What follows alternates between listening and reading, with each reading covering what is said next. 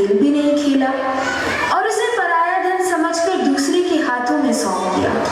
माँ, मैं ये क्या सुन रही हूँ? मुझे अपने खिलौनों से खेलना है, पढ़ना चाहती हूँ, भैया के साथ खेलना चाहती हूँ। माँ, मैं आपके सर का बोझ हूँ, मैं तो आपके घर में खुशियाँ लाई हूँ। माँ, मैं आपकी मदद कराती हूँ, फिर मुझे क्यों अनजान लोगों के बीच भेज रही हो?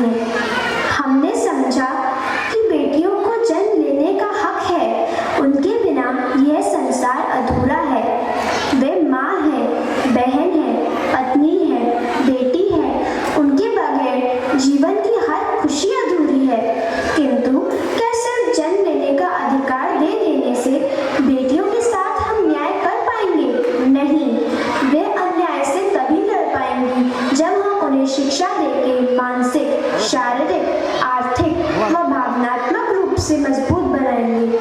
सशक्त महिला, सशक्त समाज, यही है हमारी खुशियों का आधार। बेटी सरस्वती है, विद्या देने वाली, बेटी लक्ष्मी है, वैभव देने वाली, बेटी दुर्गा है, न्याय करने वाली, बेटी काली है, अत्याचार समाप्त करने वाली, बेटी अन्नपूर्णा है, जीवन देने वाली। इसलिए